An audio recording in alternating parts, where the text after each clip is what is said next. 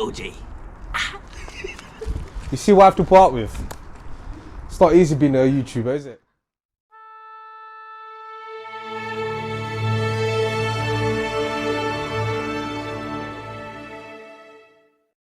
You're watching Car Nitty. My name is Mizan, and today I've got a VW Golf MK5 GTI.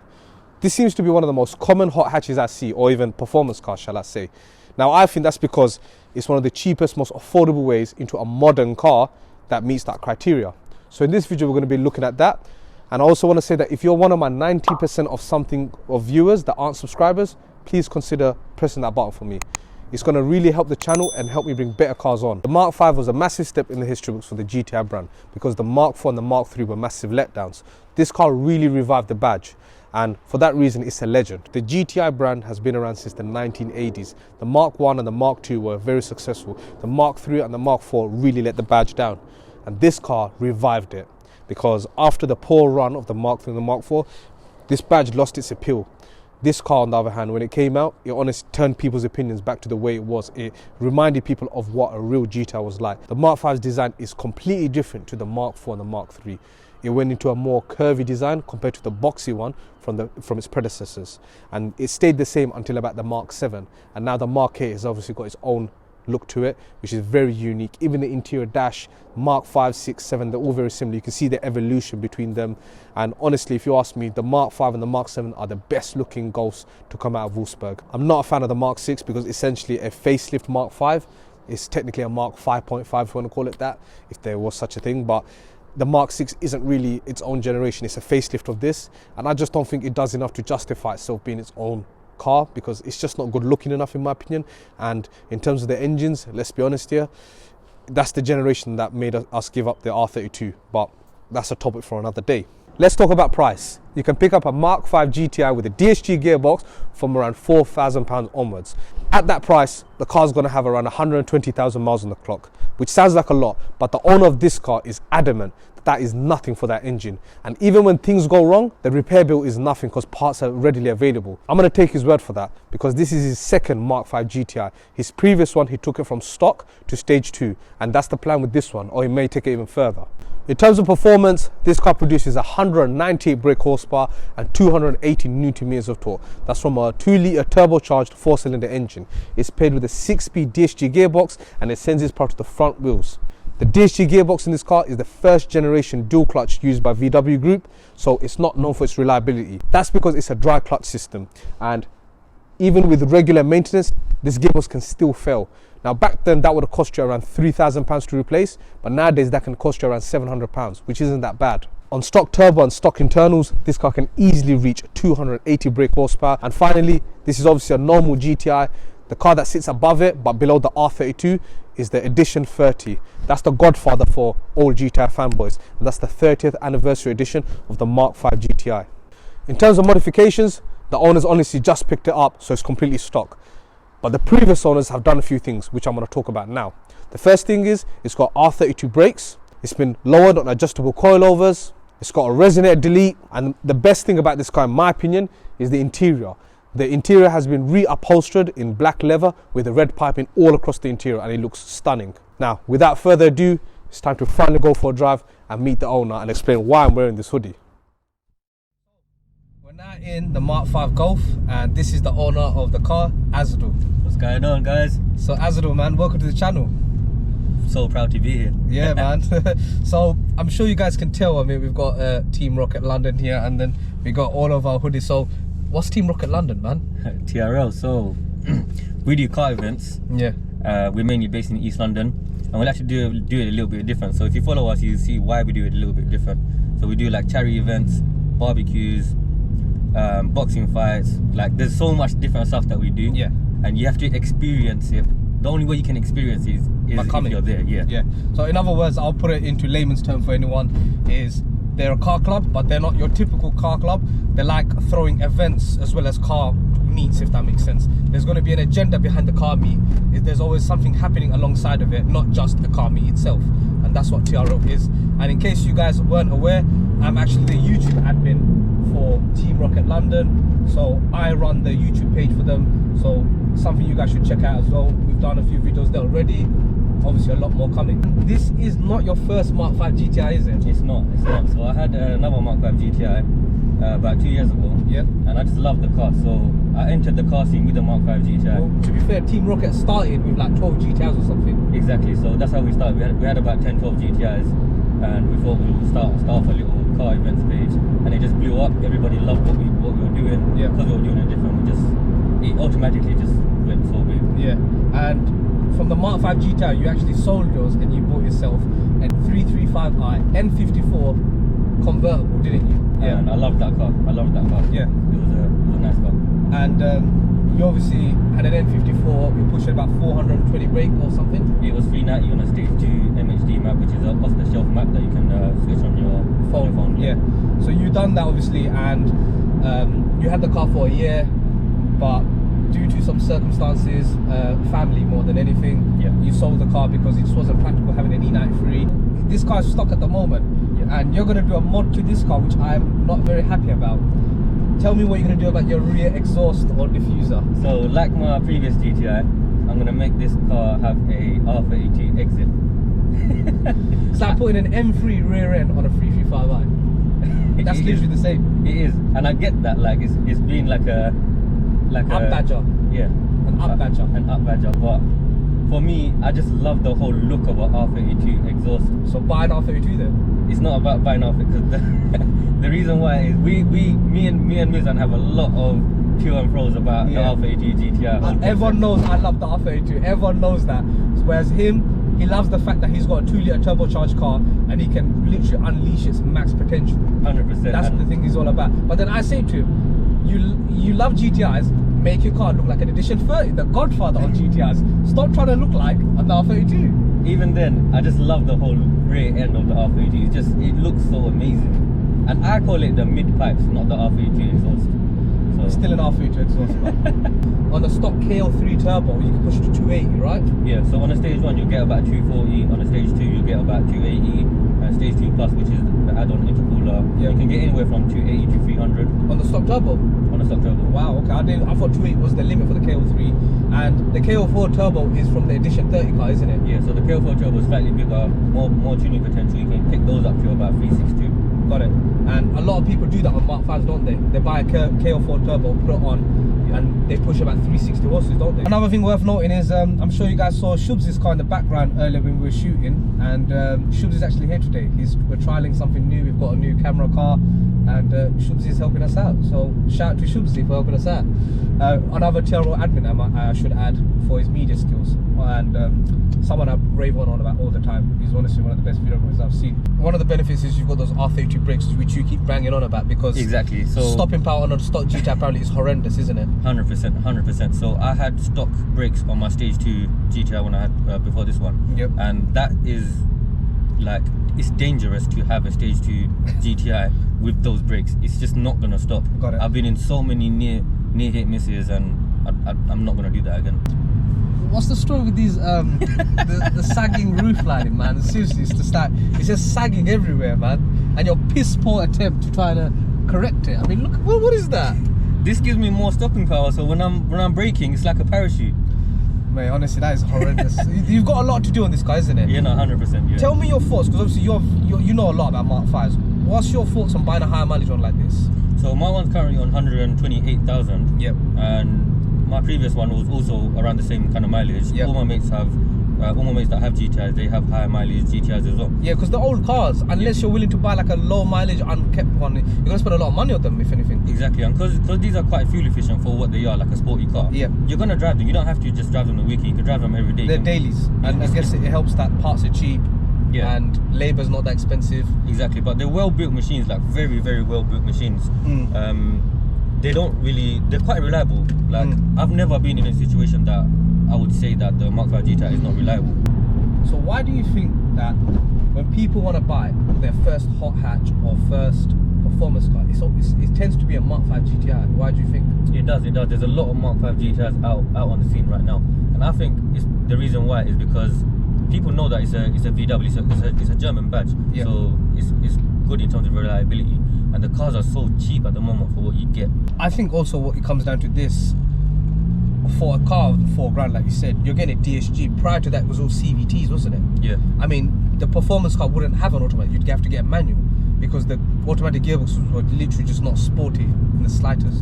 So this is the first sort of generation of cars where you can get a dual clutch or a proper gearbox. Because even the ZFs of this generation were really bad, weren't they? They were slow, very, very. Because you had one in your 335, yeah, a 6-speed ZF, and they're not good. I mean, now obviously like my 135, 8-speed ZF, they're solid. But in this generation, this is, I mean, the gearbox is one of the biggest reasons why people get into a Mark 5 GTI. But we're now coming up to a nice stretch of road. So yeah, as stock car, I'm not expecting you to really blow me apart. It's not a fast car. It's not a fast car. 200 brake horsepower. Yeah, by modern standards, it's not fast. It's really not. But I'm sure it still moves when you need it to. So I would say it's sporty. It's a sporty kind of car, not a fast car. Yeah. But yeah, let's show you. Show me what this car's about, man. What I love about this car in particular, is the way it's set up. Yeah, I'm not thrown back in my seat, but the car moves, if that makes sense. The best way to describe it, and you know what, this is a fair comparison, is that when I had an EP3 on the channel, similar horsepower, 200 brake horsepower, they're not blisteringly fast by today's standards, but they're enough to do the job and get you from A to B. But I'll admit, with the Honda, the sensation you do get is that VTEC noise. It does sound crazy, whereas this car is lacking a bit of oomph because you need an exhaust on this car. Yeah. No DSG bags in this.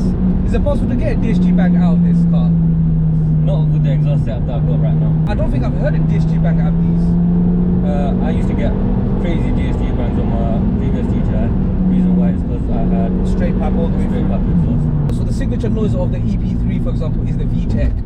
The R32 is that singing VR6. On the GTI, it has to be the DSG, isn't it?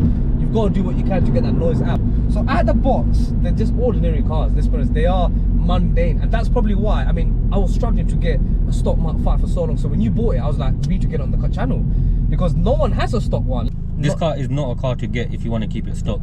If you want to keep it stock, you're right. Get the R32, get the Edition 30, but not this as a stock. This is a tunable car. Very highly tunable and very cheap to tune as well. I think what we're going to do now is I'm going to jump in the driver's seat and swap with Az and go from there. Hopefully I can turn him into a GTI fanatic because I'll always be an R32 guy. He loves his R32. Always. But I hope I change it. I don't think with a stock car you can. I think you need to map it before you can do that to me.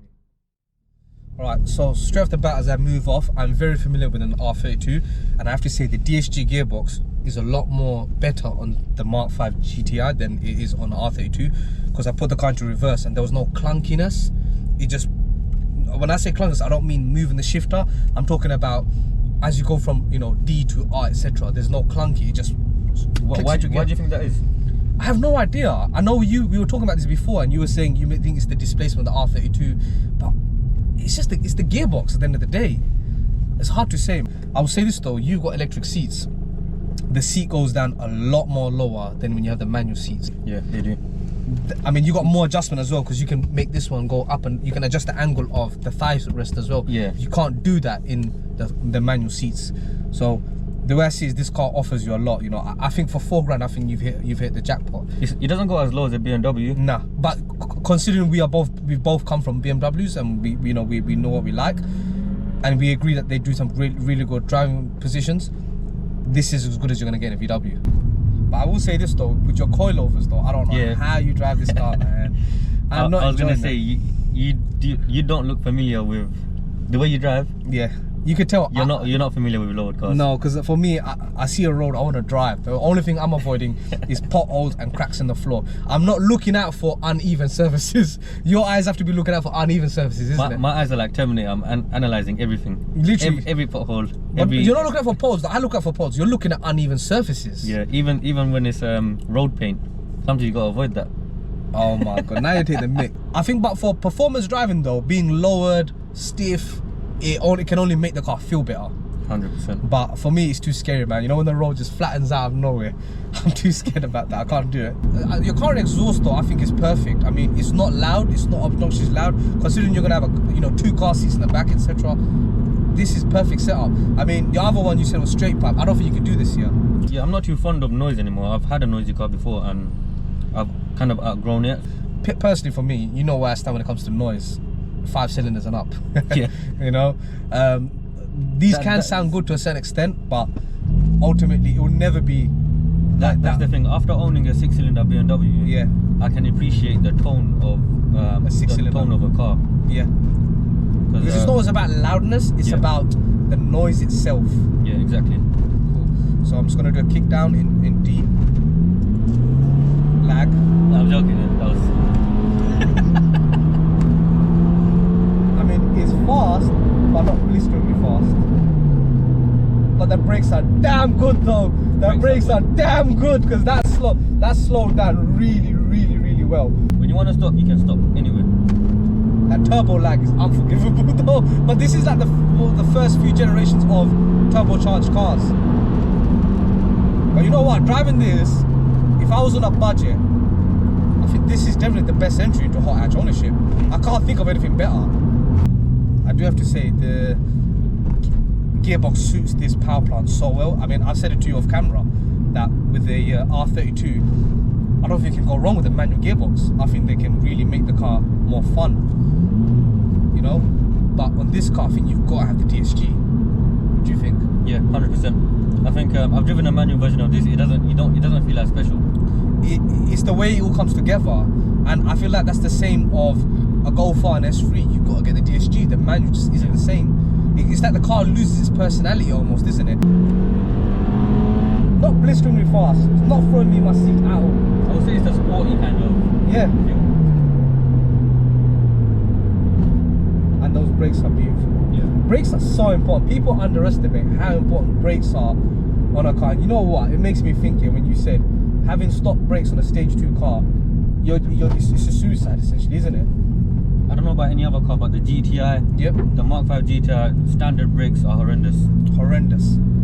Because even with 200 brake horsepower, I needed to stop there, and the R32 brakes done that. And I think with the stop brakes, you're just not gonna get that stopping power, are you? I think overall though, from driving this car, I have to say, it's just a good all-rounder, man. I mean, I completely understand why you've gone from the 335i to this family.